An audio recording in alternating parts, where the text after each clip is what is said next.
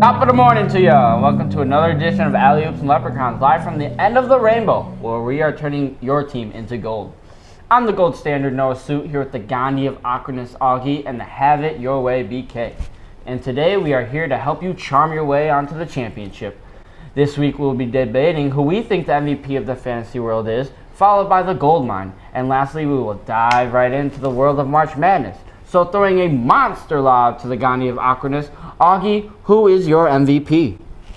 Ooh, that was the monster lob. That was a big finish. Way to catch it. Well, this is a no-brainer. I mean, like, people are comparing him to Steph Curry. I don't even think that should be even legal, honestly. Russell Westbrook. I mean, he's just like superhuman or something. Ever since he's got that mask, he might as well just be called Superman. Superman doesn't wear a mask. He did. He wore a mask for a while. But he doesn't. Well, he did. Okay, They're not winning, Augie. It doesn't matter. Well, they have one of their, like, 4 star players. All right. And he's carrying the whole team on their back. He's doing the best he can. They're struggling, but they're still somewhat surviving. They're not totally drowning yet because Russell Westbrook. Yeah, they're pretty close, though. Yeah, but his triple-doubles have something to say with it. But more specifically, Sports Nation on Instagram, were saying that Steph Curry should be named the MVP because of his performance with Chicken Curry. I like that, whatever. I compared their stats between Russell Westbrook and Steph Curry last night. Russell Westbrook scored 36 points and he got 10 assists.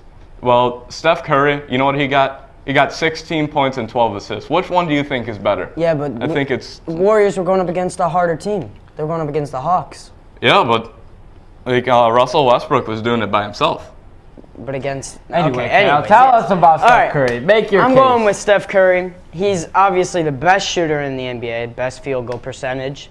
And in my opinion, he's the best point guard in the NBA. Laugh all you want, but when the MVP comes around, you'll see his name at the top. He's carried the Warriors to have a better record right now than they had last year, and that's really good because they're making a race for the playoffs. Well, you guys are obviously forgetting about the beard, okay? James Harden has something to say about that MVP race. With Dwight Howard out, he is carrying the Rockets by himself, if you want to make that case. Compare him to Russell Westbrook. And the Rockets are higher up in the conference than the Thunder are. Oh. So I would have to give my vote to James Harden. I'm gonna say this Fear right here. the beard, baby. How about Kevin Durant has been out for how long now? Dwight Howard's out. Yeah, so what? Kevin Durant, Fear the beard. reigning MVP. Harden, Serge Ibaka, done for the regular season. MVP. All right, he's not having much to work with here. All right. Well, now I'll be introducing the gold mine, which translates to the waiver wire pickups for the week. We just needed a fancy name. I think it's pretty fancy. All right, I'm gonna kick it out to the wing to BK over here. Who's your gold mine? Come on. All right. Caught it. Nice. I'm picking up Darren Collison. His field goal average is just amazing. It's above .600 lately. He gets 6 to 8 assists a game, which means he's a team player. And he scores the easy points that you need. You know, the little mid-range jump shots, layups, all those things that just get you the points.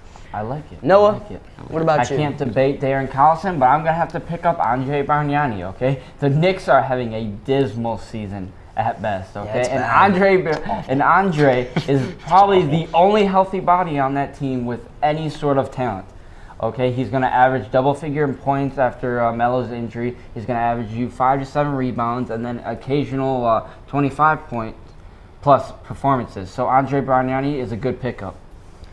Well, you know what? I'm going to go with, I like your guys' picks, but since I like Victor Oladipo so much, I'm going to take his partner in crime, Elfrid Payton. He is the clown. Yeah. He is a quality player. He's so good yesterday. Yeah, he's fantastic. He pulled the comeback against Dallas by himself. Yeah, he's great. He's a great player. Very, very underrated. Pick him up. He's basically a free agent in like every league, except for my league because I picked him up. But he's got quality numbers, and he's just leading the Magic with Victor Oladipo. Yeah, he's good. I like it. And he can only grow. He's a rookie. Yep. All right, guys. Those seems like solid pickups. On to the last segment.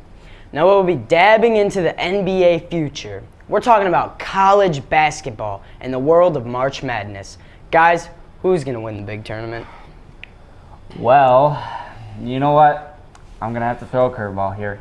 Okay, Wisconsin is going to win the big dance. They got a chance. They do. They do got a chance. It's a possibility, okay, honestly. Frank Kaminsky leading that talented team. He's a senior this year. Okay, they got a lot of experience. And I think if Trayvon Jackson makes a return, you'll see a complete Wisconsin team, a whole different team, and they can compete with Kentucky, and they will win the big dance. I don't know if they can compete with Kentucky. Yeah, well, It'll be hard, but I think the talent and their height matches up with Kentucky very well. I honestly think it's going to be Kentucky, but I think that your boys in Wisconsin are going to be knocked out by an underdog here of Maryland. Oh my God! Quality team. Quality team. Not much Loses respect to Michigan for State, but So what? It's Wisconsin Michigan beat State. Michigan State. That's none of my business. Who did right? they beat?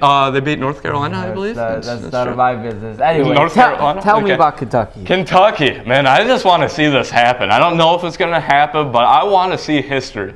I want to see a perfect 40-0 season, and I want what the people want. I think I can just say what Kentucky's most people too want. obvious, though. It's true. It's just It's a too good point. obvious. You got to I go mean, with the team that's winning. But did anybody see UConn come out of that bracket last year? No. No I way. had Florida going All on. right, nobody way, saw Jose. it. Yes, Kentucky's too but obvious. Kentucky, they're the good team right now. It'd be dumb not to pick them.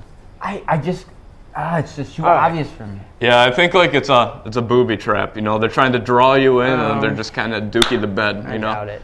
Well, I'm going with Kentucky. They're undefeated. They have a very young team, and that team is very hungry for a tournament win. But They are young and not going to give inexperienced. up easy losses. If a game's cut close, you can look at Kentucky being on top because they are a fourth quarter team, definitely. I'm gonna have to ask you something. You just say they're like a very unexperienced team. They're Inexperienced team, yes, I very, did. They're very well, young. How come they beat? How come they've won so many games? They haven't lost a game so far. Well, They're so unexperienced. In my opinion, the SEC is weak this year, okay? But I hope you guys have the luck of the Irish on your side, and let's make it interesting, guys. You want to throw a 10 on the tournament? Anyway, thanks to the fans for watching. We love you. I'll throw in 10. Tune in next week to witness another magical show. Till I would next throw in 10 time, if I was America, poor. remember, I'm the gold standard Noah, here with the Gandhi of Awkwardness, Augie, and the Have It Your Way, BK. Deuces.